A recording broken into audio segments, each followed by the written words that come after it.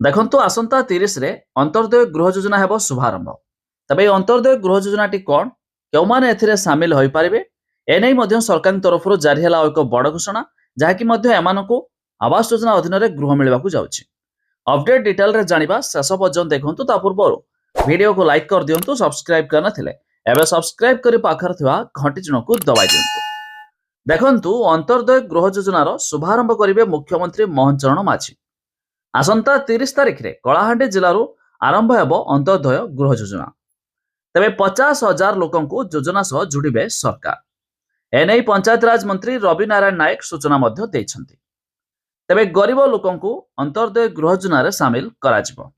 ଭିନ୍ନକ୍ଷମ, ବିଧବା, ଦୁରାରୋଗରେ ପୀଡ଼ିତ ଥିବା ବ୍ୟକ୍ତି ଏବଂ ଶହୀଦ ପରିବାରର ବ୍ୟକ୍ତି, ପଦ୍ମଶ୍ରୀ ପରିବାର ବ୍ୟକ୍ତି, ବନ୍ୟା, ବାତ୍ୟା ଓ ଅଗ୍ନିକାଣ୍ଡ ଘଟି ଘର ପୋଡ଼ିଥିବା ବ୍ୟକ୍ତି ଏହି ଯୋଜନାରେ ସାମିଲ ହେବେ।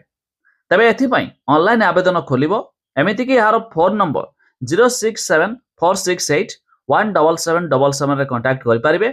ଏମିତିକି ଏହାର ୱେବ୍ ପୋର୍ଟାଲ ମାଧ୍ୟମରେ ପଞ୍ଚାୟତ କାର୍ଯ୍ୟାଳୟଗୁଡ଼ିକରେ ବିଡିଓଙ୍କ ମାଧ୍ୟମରେ ପଞ୍ଜୀକୃତ କରିପାରିବେ। ପଞ୍ଚାୟତ ମାଧ୍ୟମରେ ବିଡିଓଙ୍କ ସହିତ ଯୋଗାଯୋଗ ପାଇଁ ମନ୍ତ୍ରୀଙ୍କୁ ମଧ୍ୟ ଅନୁରୋଧ କରିଛନ୍ତି। ସେପଟେ ମାର୍ଚ୍ଚ 31 ତାରିଖରେ ଆବାସ ସର୍ଭେର ଡେଡଲାଇନ୍। ମାର୍ଚ୍ଚ 31 ଯାଏ ଚାଲିବ ଆବାସ ସର୍ଭେ। ଏବେ ଯାଏ ସର୍ଭେରେ 19.5 ଲକ୍ଷ ଲୋକ ନାମ ପଞ୍ଜୀକରଣ କଲେଣି। ଏନେଇ ପଞ୍ଚାୟତରାଜ ମନ୍ତ୍ରୀ ରବି ନାରାୟଣ ନାୟକ ସୂଚନା ମଧ୍ୟ ଦେଇଛନ୍ତି। ଏବେ ପ୍ରଧାନମନ୍ତ୍ରୀ ଆବାସ ଯୋଜନା ସର୍ଭେ ଚାଲିଛି, ମାର୍ଚ୍ଚ 31 ଯାଏ ଚାଲିବ। ତେବେ ଆହୁରି 17ରୁ 18 ଦିନ ଥିବାରୁ ଆହୁରି ଅଧିକ ଲୋକ ସାମିଲ ହେବେ ବୋଲି ଆଶା କରାଯାଉଛି। ତେବେ ଯାହାକି ବଡ଼ ଅପଡେଟ୍ ମୁତାବକ ଏ ମାର୍ଚ୍ଚ 30ରେ ଶୁଭାରମ୍ଭ ହେବାକୁ ଯାଉଛି ଅନ୍ତର୍ଦୟ ଗୃହ ଯୋଜନା, ଯେଉଁଥିରେ ଏହି ସମସ୍ତ କ୍ୟାଟେଗୋରୀ ଯୋଡ଼ି ହେବେ ବା ଏମାନଙ୍କୁ ମଧ୍ୟ ମିଳିବାକୁ ଯାଉଛି ଘର।